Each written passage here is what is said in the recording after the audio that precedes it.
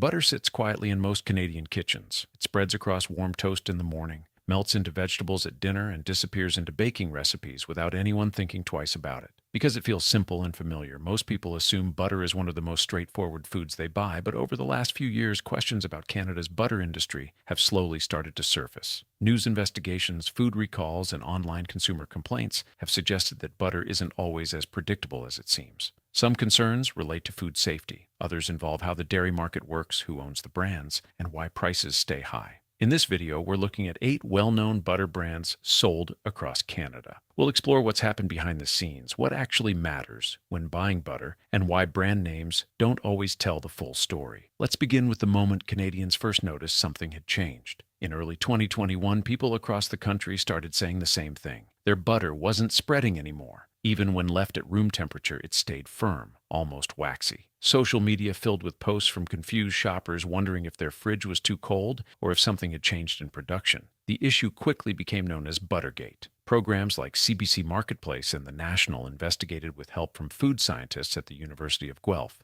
Their research suggested that higher levels of palmitic acid in milk fat might be contributing to firmer butter. Palmitic acid supplements are sometimes used in cow feed to increase butterfat production. More butterfat can mean higher returns for farmers operating under Canada's quota system. While the industry group Dairy Farmers of Canada said butter texture can vary naturally, the situation raised an important question. How much control does the industry have over what ends up in Canadian kitchens? For many consumers, Buttergate was the first moment they realized butter might not be as simple as it looks. Now let's move from consumer concerns to an actual recall involving a major brand. In late 2024, the Canadian Food Inspection Agency issued a recall affecting salted butter from Saputo. The problem wasn't about taste or texture. It involved contamination linked to salt containing small metal fragments. Even though the recall was considered moderate risk, it showed how complex food production chains can be. Ingredients often come from third-party suppliers, and when something goes wrong earlier in the chain, finished products can already be in stores before the issue is detected. For shoppers, the most important lesson wasn't the recall itself. It was how easily supply chain problems can affect products people trust every day. This brings us to something many Canadians don't realize. Some brands that appear completely different on store shelves actually come from the same parent company. In the case of Saputo, brands like Baxter, Dairyland, and Armstrong are all connected to the same corporate network. This doesn't automatically mean there's anything wrong with the products, but it does show how concentrated Canada's dairy processing industry is.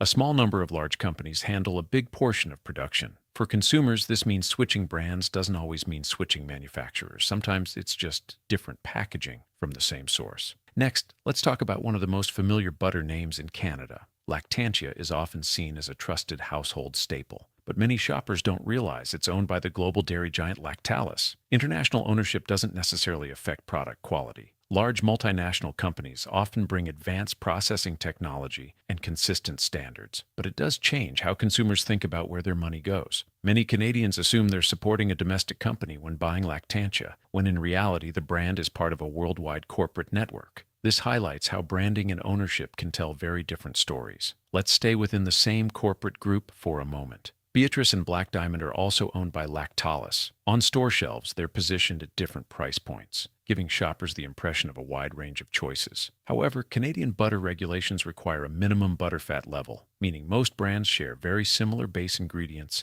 and standards. That doesn't mean all butter tastes identical. Small differences in processing or sourcing can exist, but in many cases, price differences are driven more by branding and marketing than by dramatic differences in quality. Now let's look at grocery store labels instead of traditional dairy brands. President's Choice and No Name are both owned by Loblaw Companies Limited. Retail chains like Loblaw usually don't produce butter themselves. Instead, they contract major dairy processors to manufacture products under store branding. That means the butter may come from the same facilities as well-known national brands. Because store brands spend less on advertising, design, and marketing campaigns, they can often sell the same basic product at a lower price. For many households, this makes store brands a practical option, especially when budgets are tight. Now let's talk about brands that emphasize Canadian roots and farmer ownership. Natural is owned by the cooperative Agropur, while Gay Lea promotes its farmer-owned structure. Cooperatives often appeal to consumers because they suggest support for local agriculture. But modern cooperatives can be very large organizations with major market influence. In Canada, a relatively small number of processors and cooperatives handle most of the country's milk supply. That concentration shapes prices, supply levels, and competition across the entire dairy aisle. So whether a brand is multinational or cooperative,